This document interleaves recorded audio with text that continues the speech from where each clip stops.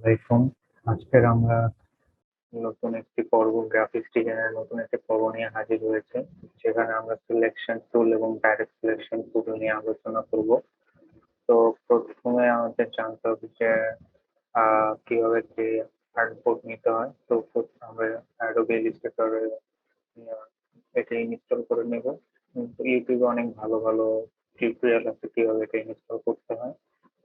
আমরা সেখানে সার্চ দিয়ে দেখে নেব এবং পরে এটি ইনস্টল করে ওপেন করার পরে এরকম একটি ইন্টারফেস আসবে। এটি আমরা ফাইল নিয়ে এটি দেখাই, এটি ফাইলের মাধ্যমে নিউতে ট্যাব খুললে এভাবে আসবে।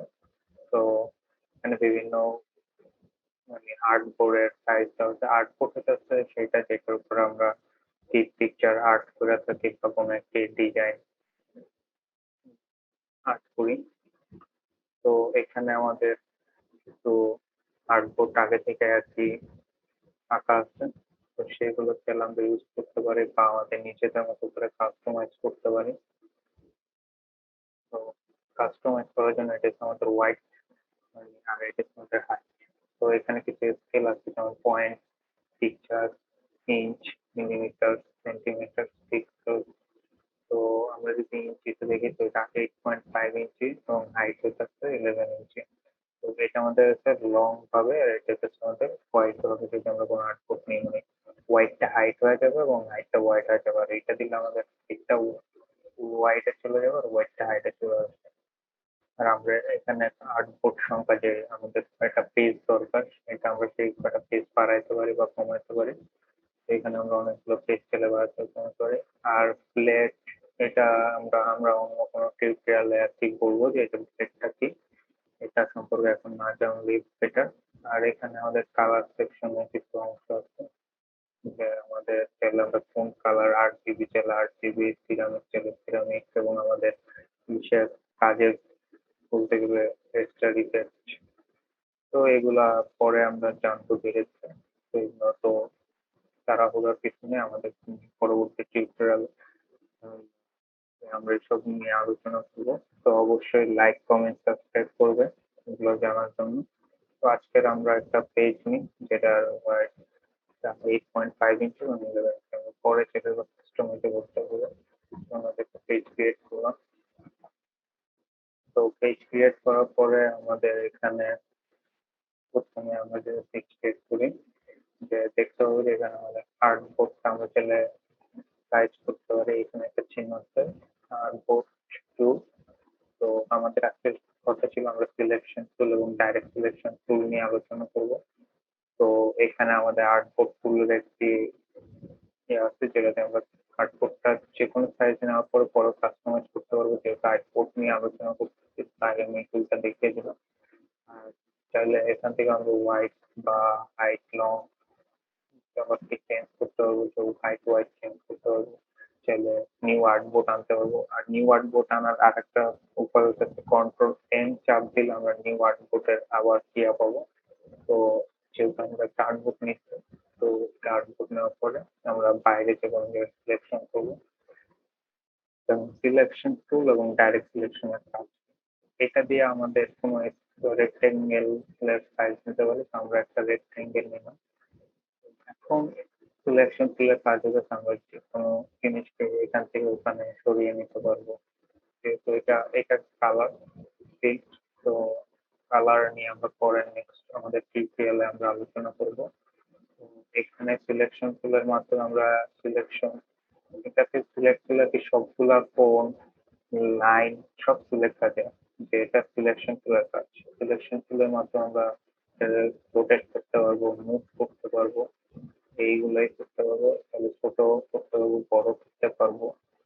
আর যদি শিফট চাপ দিয়ে আমি ছোট বড় করি তাহলে এটা একটা স্কোয়ার শেপে চেঞ্জ হবে। সবসময় স্কোয়ার ভাবে আর কি চেঞ্জ হবে। আর যদি আমি অল্ট শিফট চাপ ইয়ে করি তাহলে এটা সেন্টার থেকে আর কি চেঞ্জ হবে। সেন্টার থেকে বড় ছোট করা যাবে। তো এটা ছিল আমাদের সিলেকশন টুলের কাজ এবং সিলেকশন টুল দ্বারা আমরা যেভাবে লং করতে পারি, বাড়াতে পারি, কমাতে পারি। যেভাবে আমাদের একটা আর্ট দরকার তো এই রেক্টেঙ্গল আমরা যেকোনোভাবে চেঞ্জ করতে পারি, যেকোনোভাবে ইয়ে করতে পারি, তো রোটেট করতে পারি। যদি আমি শিফট চাপ দিয়ে রোটেট করি তাহলে এটা আমার প্রত্যেকটা 90 ডিগ্রি 45 ডিগ্রি করে আছে অ্যাঙ্গেলে ঘুরবে। তো আমি যদি এটাকে রোটেট করি এখন একদম যদি 90 ডিগ্রি বরাবর বড় বানাই, আবার যদি আমি এটাকে চেঞ্জ করি তাহলে এটা 45 ডিগ্রি করে ঘুরবে 90 ডিগ্রি। তো এইভাবে করে আমি আমি সিলেকশন টুলের কাজগুলো করতে হবে এবং সিলেকশন টুল আমাদের সবসময় দরকার পড়বে, কারণ প্রত্যেকটা কাজে সিলেক্ট করার জন্য কোনো একটা আর্টকে সিলেক্ট করতে আমাদের সিলেকশন টুলকে দরকার। এবং সিলেকশন টুল আমরা বিভিন্ন জিনিস সিলেক্ট করার জন্য সিলেকশন টুল ইউজ করি। মাউস কার্সর যখন আমরা কোনো সিলেক্ট করতে যাই তখন অলরেডি সিলেকশন টুলটা মাউস কার্সর হয়ে যায়, বা আমরা কোনো একটি কাজ করতে আমাদের সিলেকশন টুল দরকার। বেশিরভাগই আমাদের সিলেকশন টুলটাই দরকার, যেহেতু ছোট বড় করার ক্ষেত্রে আমাদের সিলেকশন টুল দরকার। এবার কপি করার বেলা আমরা যদি কপি করি তখন আমাদের সিলেকশন টুল দরকার। শর্টকাট চাপ দিয়ে যদি আমি যে কোনো জায়গায় ট্র্যাক করি তখন আমার কপি হয়ে যায়। এখানে একটা ট্র্যাক করলাম, এখানে একটা ট্র্যাক করলাম, এখানে একটা ট্র্যাক করলাম, তো অনেকগুলো স্কোয়ার হয়। তো এভাবে করে আমি চাইলে কপি করতে পারি। অল্টার চেপে লেফট মাউস বাটনটা দিয়ে ধরবো আর ছেড়ে দেবো, ধরবো, ছেড়ে দেবো, ধরবো, ছেড়ে দেবো। তো এভাবে করে আমরা আর কি কপি করতে পারি। আর ডাইরেক্ট সিলেকশন টুলের কাজ হচ্ছে যে আমরা কোনো একটা অংশকে চাইলে বড় করতে পারি, কোনো একটা অংশকে চাইলে ছোট করতে পারি, চাইলে আঁকা বাঁকা করতে পারি, কোনকে সিলেক্ট করতে পারি, চাইলে কোনকে সিলেক্ট করতে পারি, চাইলে বিভিন্ন কোণের সাহায্যে কাজ করতে পারি, তাহলে এটাকে একদম মানে ঘুরে দিতে পারি। তো আর্ট সিলেকশন ডাইরেক্ট সিলেকশন টুলের মাধ্যমে আমি কোনো একটা আর্টবোর্ডের শেপ চেঞ্জ করে দিতে পারি, পুরো শেপটাই তার চেঞ্জ করে দিতে পারি। তো প্রথমে আমার যে কোনো একটা আমি পুরো একটা ফটোগ্রাফ করে চলে আমি দুইটা দুইটা পয়েন্ট আমি সিলেক্ট করতে পারি, শিফট করে দুটো পয়েন্ট, প্রথম একটা পয়েন্ট শিফট তারপর প্রেস করে অন্য একটি পয়েন্ট। তো এখন চাইলে তারপর আমি মুভ করতে পারি। তো আমি এভাবে করে একটি ডাইরেক্ট সিলেকশন টুলের কাজ করতে পারি এবং ডাইরেক্ট সিলেকশন টুলের মাধ্যমে আমি আরো অন্য কাজও করতে পারি, আমরা নেক্সট টিউটোরিয়ালে দেখতে পাবো। এবং এটার মাধ্যমে আমরা চাইলে কি অঙ্ককে শেপ চেঞ্জ করে এরকম লং করতে পারি, শর্ট করতে পারবো। আর চাইলে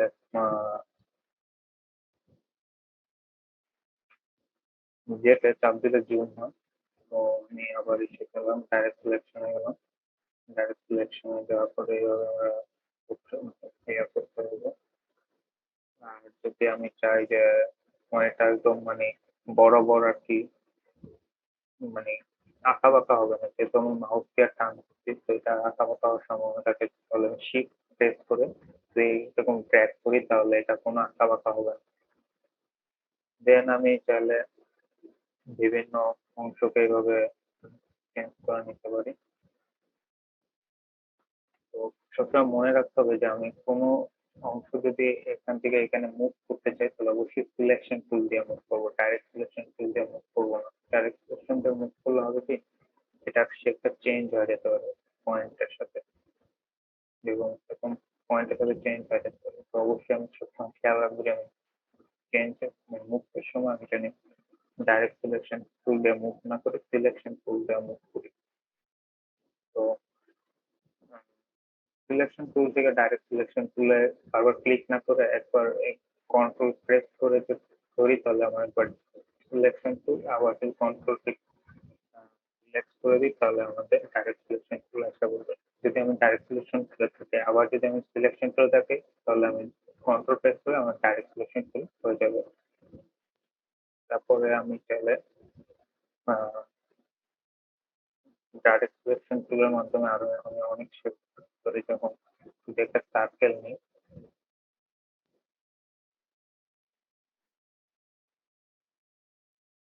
একটা সার্কেল নিলাম। তো সার্কেল নেওয়ার পরে সার্কেল সার্কেল কোনো সময় ডাইরেক্ট এভাবে ড্রপ করে নেবো না। আর একটা জিনিস যে আমি যদি কোনো সার্কেল নিই, সার্কেল নেওয়ার পরে ক্লিক করলে আমার এখানে মেজারমেন্ট আসতে হবে যে আমি কতটুকু সাইজের সার্কেল নিতে চাই। এটা জাস্ট ক্লিক করলে। আর যদি আমি চাই যে না আমি আমার শেপ অনুযায়ী নেবো, তাহলে এরকম ড্র্যাগ করে মাউস ক্লিক করে এরকম ড্র্যাগ করতে পারি। যদি শিফট চাপে ড্র্যাগ করি তাহলে একদম মানে একটা পুরো মাপে আসবে। আর যদি অল্ট আর শিফট সিলেক্ট করি তাহলে আমি সেন্টার থেকে সার্কেল করতে পারবে, যেরকম আছে রেক্টেঙ্গেলের মধ্যে আমরা দেখতে। তো তারপরে আমরা চাইলে এখানে এটাকে রোটেট করতে পারি শিফট থেকে। তো সার্কেলকে রোটেট করলে কোনো চেঞ্জ নেই। তো তবে আমরা ডাইরেক্ট সিলেকশন টুলের মাধ্যমে এটার শেপ চেঞ্জ করতে পারি। যেমন ডাইরেক্ট সিলেকশন টুলের মাধ্যমে এটা যদি আমরা প্রেস করি, প্রেস করলে এটাকে আমরা এগুলো বলে হ্যান্ডেল, হ্যান্ডেলের মাধ্যমে আমরা শেপ চেঞ্জ করতে পারি বিভিন্ন প্রত্যেকটা অ্যাঙ্গেল আলাদা আলাদা। তো আমরা এই অ্যাঙ্গেলের পয়েন্টে ক্লিক করবো, এগুলো বলে অ্যাঙ্কর পয়েন্ট। তো অ্যাঙ্কর পয়েন্টের উপর ক্লিক করলে আমরা শেপ চেঞ্জ করতে পারি।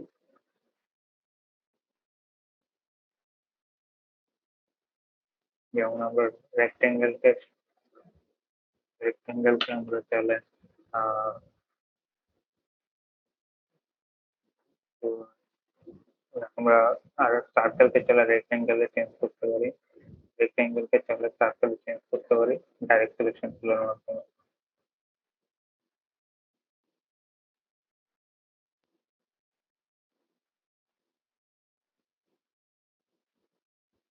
তো আমরা বিভিন্ন শেপের চাইলে চেঞ্জ করতে পারি।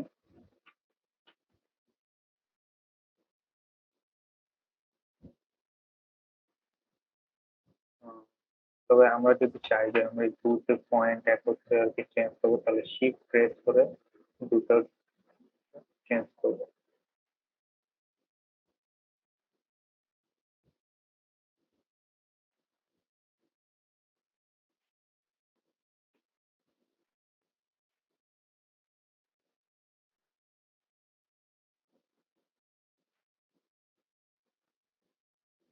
যেমন আমি এটা ফোন গুলোকে সমান করার ট্রাই করতেছি।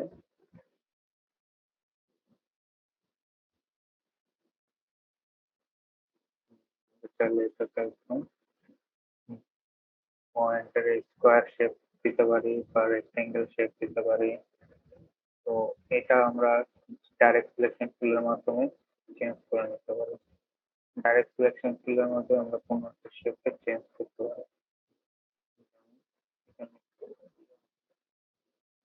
তো একটা আমার একটা সার্কেল একটি রেক্টেঙ্গেলে পরিণত হয়ে গেল। আর যদি আমি সব পয়েন্ট এরকম ড্র্যাগ করি তাহলে আমার যতগুলো রেক্টেঙ্গেলে যতগুলো পয়েন্ট বাড়বে ডাইরেক্ট সিলেকশনের মাধ্যমে ততগুলো পয়েন্ট আমার চেঞ্জ করবে। যেমন আমি যদি এরকম চেঞ্জ করি তখন যে পয়েন্ট গুলো কি ডাইরেক্ট সিলেকশনের মাধ্যমে সিলেক্ট হয়েছে ওইগুলো একটু চেঞ্জ করবে। তো এইভাবে আর কি আমরা ডাইরেক্ট সিলেকশন টুল ব্যবহার করবো ভবিষ্যতে ফিউচারের টিউটোরিয়ালের ভিতরে। তো সেজন্য এগুলো একটু জেনে রাখা ভালো। এবং আমরা একটা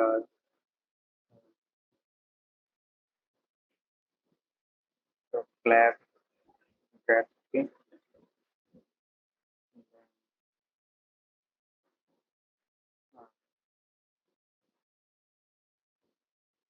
তো আমার সার্কেল কই গেছে, সার্কেল কই গেছে সেটার জন্য আমি এটাকে রাইট মাউসে ক্লিক করব এবং ট্রান্সফর্মিং এজেন্ট এর হচ্ছে গিয়ে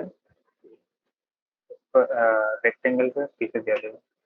কারণ আমি প্রথমে যেটা করি যেমন প্রথম যে ড্র করি এটা আর কি নিচে চলে যায়, আর লাস্ট যেটা ড্র করে এটা উপরে চলে আসে। তো এটা আমার খেয়াল রাখতে হবে যে আমি কখন কোনটা ড্র করতেছি। যদি আমি স্কোয়ারটা পরে ড্র করছি তাই আমার স্কোয়ারটা উপরে চলে আসছে আর সার্কেলটা নিচে চলে গেছে। তো আমি চলে এটার একটা shape দিই, এটা একটা কালার দিই। এখানে ডাবল ক্লিক করলে কালার বক্স ওপেন হয়ে যায়। তো এটা হচ্ছে বাংলাদেশি। আমি এগুলো আমরা পরে এইসব বিষয় নিয়ে আলোচনা করবো। এগুলো আপাতত না জানলে চলবে। বোঝা গেছে আমাদের বাংলাদেশের পতাকা।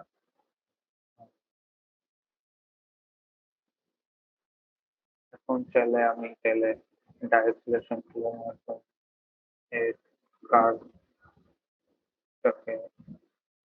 ভালো করতে পারি, যেহেতু আমার পুরোটাই সিলেক্ট করা ছিল তাই এটা আর কি, এগুলো খেয়াল রাখতে হবে। আমি চাইলে এভাবে করতে পারি, ইয়া করতে পারি, কিন্তু আমি এখানে ইফেক্ট আছে যার মধ্যে আমি এটাকে জিগজ্যাগ করে নিতে পারি। আমি এটা সিলেক্ট করলাম, দেখলাম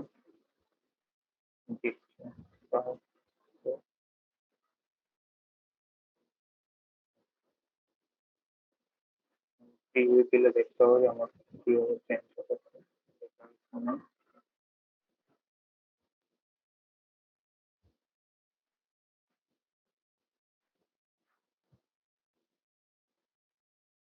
তো এইভাবে আর কি আমি চাইলে কাজ চালিয়ে একটু করি, যেহেতু এটার উপরে এটা থেকে গ্রেডিয়েন্টের মাধ্যমে আর কি show করতে হবে। তো জিনিসটা থেকে আমি যদি এখানে পতাকাটাকে একটু ইয়া করি, ট্রাই করি, preview, হালকা একটু করলাম। তো এইভাবে আর কি আমি চাইলে এই দুটাকে এখন গ্রুপ করে দিই। গ্রুপ করলে হবে কি দুটা একত্রে থাকবে, মানে যেখানে মুভ করি এটা সিলেক্ট করে নিই, গ্রুপ করি, গ্রুপ। এখন আমি যেখানে এটা ড্রপ করবো সেখানে এটা চলে যাবে, যেখানে চেঞ্জ করলে এটা মুভ করলে এখানে এটা চলে যাবে। তো এইভাবে আমরা selection tool, direct selection tool এগুলো নিয়ে কাজ করবো। তো আজকের ক্লাস এই পর্যন্ত, এবং নেক্সট ক্লাসে আবার দেখা হবে। তো এই পর্যন্ত গুড বাই। অবশ্যই লাইক, কমেন্ট, সাবস্ক্রাইব করবে এবং আমাকে অবশ্যই সাপোর্ট করবে।